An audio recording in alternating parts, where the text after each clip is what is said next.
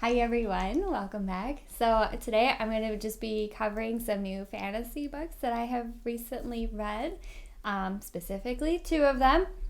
These ones I gave them both 4 out of 5.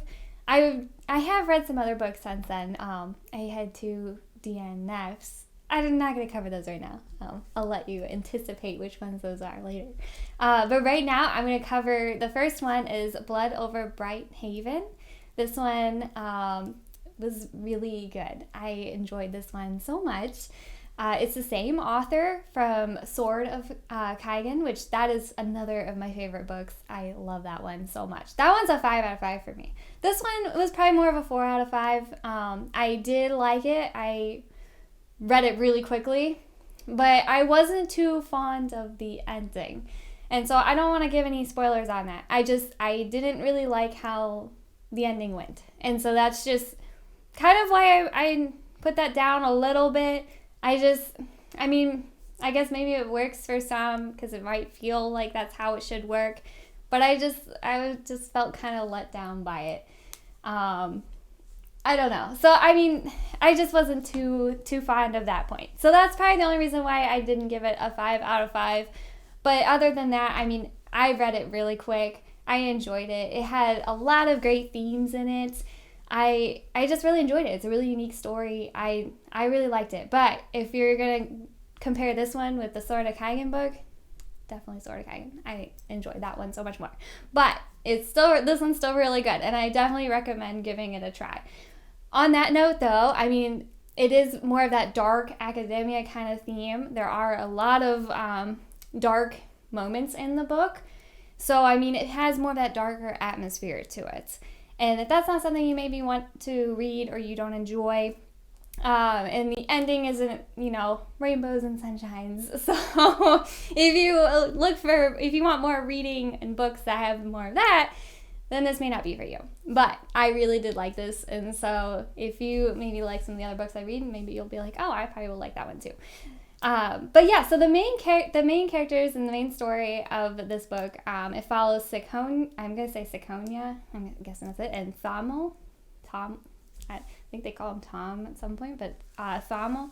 And you mainly read from Siconia's point of view. There are a few chapters with Thamo in it, but the main one is Siconia. And it starts off where she is applying and testing to be a high mage.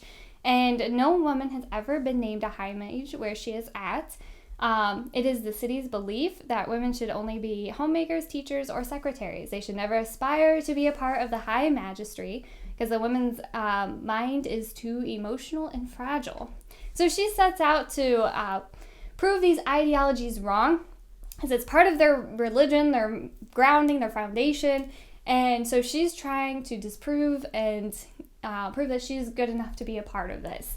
And so she's fighting a lot of those types of prejudices there. And it's just really interesting to, read about her trying to fight that, where she's getting a lot of pushback, but she's also getting a lot of support as well from people because they want to see her succeed. But then you have those who are like, no, you don't belong up here. So you're getting a lot of, tension in that area. And it's interesting to, read her going through that. And so the author really dives into that sexism and shows the strength and courage that it takes to set out into a profession where you may not be welcome or told that you belong. And so the author does a great job with that, and I think it's done really well. But on top of that theme, where that theme alone is probably enough to have the whole book centered around, she also then explores other themes of, other type of prejudices, imperialism, faith arguments, social status. It's crazy all the themes that this author covers in this standalone book. And it's really impressive. And she does it really well. I may not necessarily agree with all of the arguments made in there, but it's great to read about all these arguments and the different sides of them. And she does a great job. There's a pushback between the characters everywhere, and each one's trying to, each person is supporting their arguments in very well thought out ways. And it just is very thought provoking, I guess you could say. And so I really enjoyed it. With the other theme of prejudice, Thamel, he is from the tribe of the Quen people, and the main city is Tyran. I'm probably saying all these wrong, but I guess you'll get what I mean. I'm just probably going to say it wrong, but that's okay. But they believe that the Quen people are the lowest of the low. They essentially look at them as animals, and that they're cursed by their god. And so Thamel's been assigned to be Siconia's lab assistant, is mainly as an insult to her. But they begin to work together and realize the strengths of each other, and the prejudice starts to kind of die out. Except Siconia still keeps a lot of prejudice, and it takes a while for her to overcome that, because she has been grounded in her way of life of thinking of them like that as well. But she's starting to see the flaws in that thinking. And so it's really interesting to watch her work through that. She's not one of those main characters where it's like, oh, I just think different from everyone else. No, she still has a lot of those biases as well. But she slowly begins to develop and, see the unlogical reasons behind that. So I'm trying to work out all these thoughts as I'm talking. So I'm getting there. But she does do a lot of self-reflection. And it's really interesting to read how the author, makes those arguments for that character, and they're just really well done. I mean, it's great. But as they begin to work together, those two characters, they start to unravel secrets, the darker secrets of Tyran, the city, because it is there's a very dark secret lingering, and that's where the book starts to take a darker turn. It's actually messing with, there's a lot of threat to life, and just the city itself is just very corrupt. And so they're starting to realize that corruption, and they're starting to work through that, and they have to somehow try to find a way to stop something that they probably have no way to stop. And so that's kind of where the direction of the book is going. You're going through all these different themes, but you're also unraveling a bigger picture of everything and seeing another side of everything. And so the main characters definitely go through a lot of self-reflection, a lot of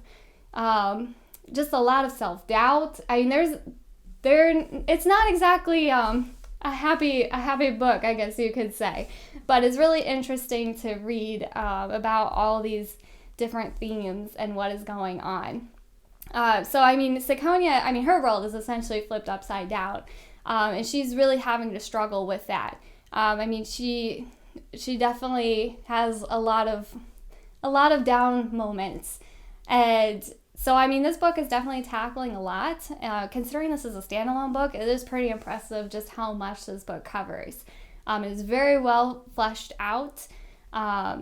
And it's probably a book that will, kind of stick with you a little bit. I feel like this is something that if you read it, you're probably going to, continue to remember it, just because it does stand out for what it does, and just, how it is really unique. Same with the Sword of Kagan book. You just remember it. There's just something about it that just makes you continue to remember the story. And so I definitely do recommend this. Just know that, you do have those darker themes and darker moments going on. And like I said, it doesn't end all with rainbows and sunshine. So just as a warning. But I'm not going to spoil anything on that. I do want to, give you a little bit of that heads up. Because if you're looking for more of those, happy books, you might want to, this one might be good though for Halloween. I don't know if you want more of that darker theme going on. So different kind of dark, I guess. But yeah, so I enjoyed it. I really did like it. And I recommend checking it out.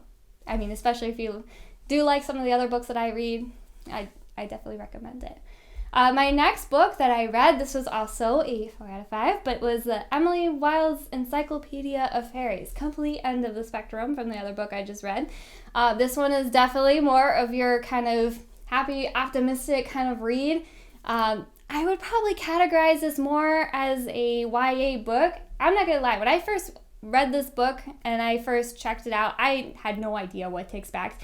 I didn't know if it was going to be YA. I didn't know if it was more of a romance heavy book. I didn't know if it was going to be written like a textbook because it says Encyclopedia in it. I didn't know. I had no idea what to expect. I really didn't. And honestly, this was really fun. I thought it was a really fun book. It was definitely an enjoyable reading experience. I read it pretty quick, I think just a couple days. And it has a really cute story to it. It's not a standalone, so there is another book, and I think it's coming out early next year. I think it's, I don't remember the date. I just know it's long enough that I was frustrated I had to wait so long. But the main story in this book kind of does finish a little bit. So I mean, you're not like on a cliffhanger, but you know that there's more to come. That there's more to the story. It does kind of foreshadow that. But I'm not like feeling like I'm on pins and needles. Like I have to have the next book. But I am excited for the next book. I'm definitely going to want to read it. And to answer some of the previous misconceptions I had, this does feel more like a YA book, but even if you don't like YA, don't let this stop you from reading it, because it is still fun. It's not romance heavy at all. I mean, there is a little bit of a romantic plot line in the book, but I did not feel like that was the main point of the book. It's not the main purpose. It's more of the side story. I could see it probably being more prominent maybe in the other books, but it definitely wasn't in this one. This one was just more of a fun, Emily is out there trying to find fairies and to discover more about them, and that's mainly the point of this book, and because she's trying to write her encyclopedia. And so she's traveling to this, it is more of like, our real world. I think she's in a Scandinavian village. So she is out there, and she's trying to discover some of the fairies that they have there. And she's in the village, and the village people have a lot of experience with them. So she's trying to get some of their stories to kind of help fill in the gaps she has of her encyclopedia.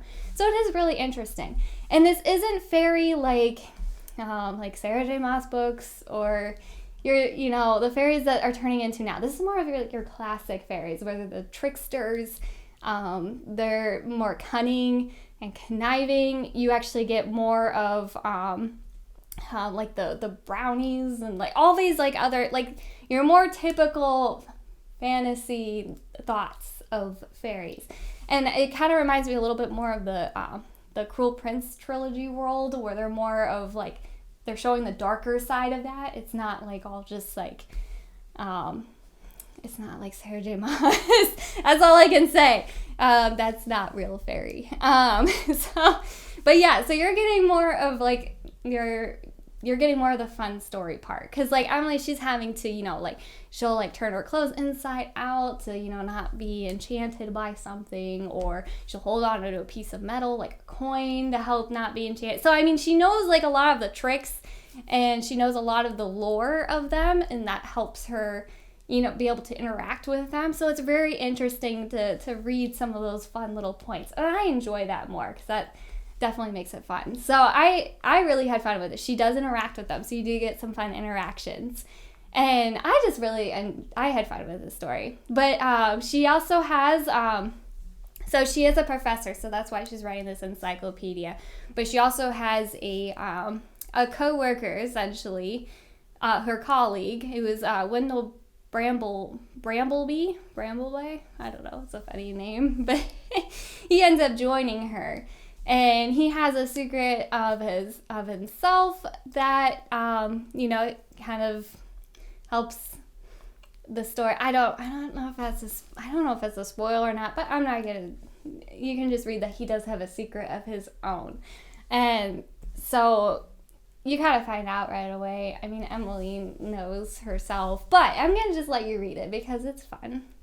But yeah, so I really did have fun with this. I really did like it. I do want to read the next one. I'm sad that they weren't all out, because I probably would have just binge read the whole, series or trilogy, whatever it's going to be, because I really had fun with it. I did like it. And I could see this probably being, I don't know if it'd be a favorite or not, but yeah, I just really enjoyed it. It was really fun. And between that book and Blood Over Brighthaven, very, very different feels. So if you like the one and didn't like the other, maybe you'll like the other recommendation, or maybe you'll like both, because I like a wide range of books. So I'm sure you do too. So they were both fun books. I enjoyed them. They weren't 5 out of 5 necessarily, but I did have fun reading them. They were ones that I couldn't put down. I read them really quickly. So if you're just looking for a quick fun read, I would recommend either one of these. And where they're so different, take your pick. It depends how you feel. If you're a mood reader like I am, maybe you'll just be like, oh, well, I'm feeling more optimistic and happy. So read the Emily Wilde one. And if you're like, oh, you know what, it's Halloween time, I want something a little more dark academia, I guess, then read the other one. I don't know. I don't know if you're feeling depressed or something. You can just go ahead and read that one. I don't know. But either way, I recommend them both, and so try them out. But I hopefully will have another video out here soon. I will be reading Secret Project 4, so hopefully I can get a video out to you quickly. Thanks for watching.